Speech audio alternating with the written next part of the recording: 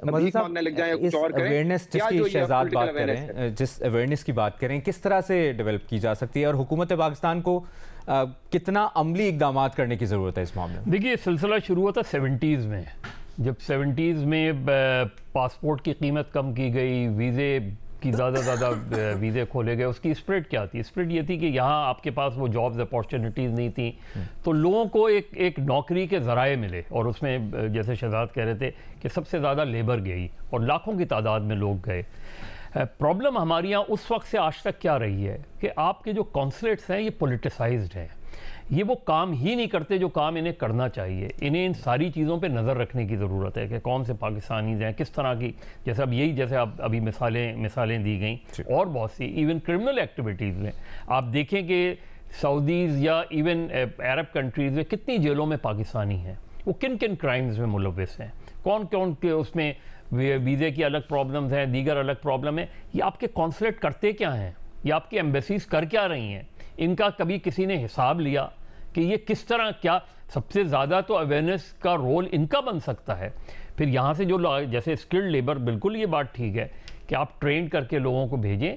असल चीज़ ये कि आपको अपने शहरियों पर नज़र रखने की ज़रूरत है कि वो इस तरह की अगर एक्टिविटीज़ होगी, अब ज़ाहिर है उधर अगर किसी को 7 साल 14 साल 15 साल सज़ा होगी और उसके बाद वो डिपोर्ट होगा, तो फिर जाहिर है यहाँ भी देखना पड़ेगा कि उसका ट्रैक रिकॉर्ड क्या रहा है या वहीं जाके उसने ये सारी एक्टिविटीज़ की हैं।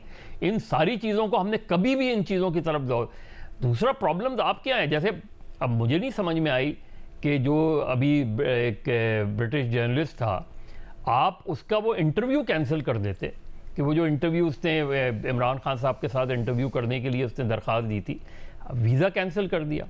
वीज़ा कैंसिल करके आपने अपने उसकी तो स्टोरी बन गई, वीज़ा कैंसिलेशन करके आपने उसकी स्टोरी तो बना दी, आपने अपने लिए एम्बैरसमेंट एक खड़ी कर दी उसमें।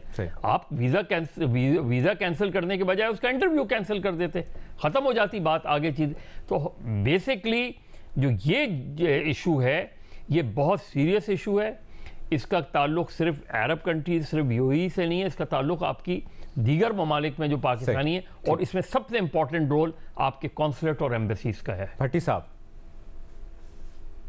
जनाब स्पीकर, पहली बात तो ये है कि मैं ये नहीं मानता कि अवेयरनेस होनी चाहिए, लेकिन ये मैं नहीं मानता कि अवेयरनेस नहीं है। माशाल्लाह दुबई यूएई में नवाज शरीफ साहब का अपनी बेटे की वो कंपनी में मुलाजम थे, चेयरमैन थे और अकामा था खैर से। इससे बड़ी अवेयरनेस क्या है कि हमारा 3 दफ़ा का वज़ीर आज़म उसका अकामा दुबई का था, और खैर से और जिस तरह वो केस चला है, इतनी अवेयरनेस क्या चाहिए? ख्वाजा आसिफ साहब एक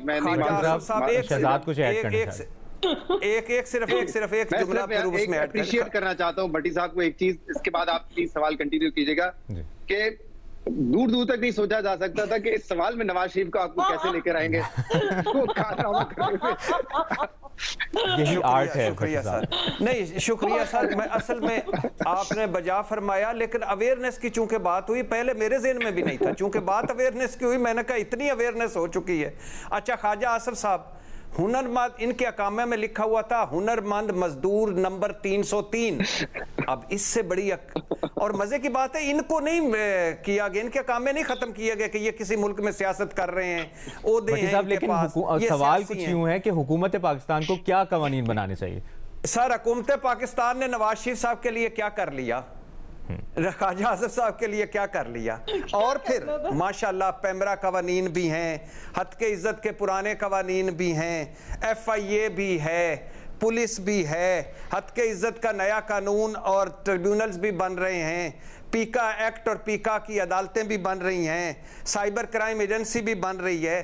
तो और वैसे भी आजकल सीजन है, आर्टिकल 6 लगा दें इन पे, जो वापस आते हैं ना उन पे, या उन पे बगावत के मुकदमे कर दें, ताकि एक मरतबा 2-4 पे आर्टिकल 6 लग गया, 2-4 पे बगावत के मुकदमे हो गए, ट्रायल भी हो जाएगा आर्टिकल 6 का, बगावत का ट्रायल भी हो जाएगा, यानी वो गड्डी जो है उसका उसकी सर्विस भी हो जाएगी, रनिंग भी हो जाएगी और काम भी बन जाएगा। मेरा ख्याल है ये कर दें दोनों, और अवेयरनेस भी इससे काफ़ी हो जाएगी। वैसे तो जो हमारे बड़ों ने अवेयरनेस फैला दी है, उसके बाद ज़रूरत तो नहीं है। और अभी आखिरी एक बात बता दूं जनाब स्पीकर, अभी एक बंदा पकड़ा है, बेहोश हो गया किसी सड़क पर, तो उसको उन्होंने अस्पताल ले गए तो 5,34,000 उसकी जेब से निकले हैं और पासपोर्ट निकला जिसपे सऊदीया के वीज़े काफ़ी लगे हुए हैं। तो अल्हम्दुलिल्लाह उन्होंने पता अवेयरनेस कैसे फैलाई, जब उसको होश आ गई तो पैसे भी वापस किए और पासपोर्ट भी वापस किया। अब करना ये चाहिए था कि एक पुलिस की गाड़ी जाती, एयरपोर्ट पे उनको किसी जहाज़ में बिठाती और कहती कि अपनी अगली मंजिल सऊदीया की तरफ निकल जा, और सलूट मारती कि बड़ा अच्छा काम कर रहा है। तो माशाल्लाह बहुत अवेयरनेस है, आप फिक्रमंद ना हो, बड़ों ने भी फैलाई और नीचे भी अल्हम्दुलिल्लाह आ रहे हैं, और पाकिस्तान जिंदाबाद। सवाल वहीं का वहीं है कि मुल्क बदर शख्स के लिए हुकूमत पाकिस्तान को क्या कवानीन बनाने चाहिए थे, उसका जवाब आपने नहीं दिया। महमल, आप कुछ कहना चाह रही? मैंने जवाब कर दिया है। भट्टी साहब सवाल पूछ रहे हैं, अच्छे आपको आंसर क्या मिलना था? क्या हो गया? और अभी भी जवाब चाहिए जनाब स्पीकर आपको, तो फिर आपकी मैं समझ और बूझ को भी सलाम है।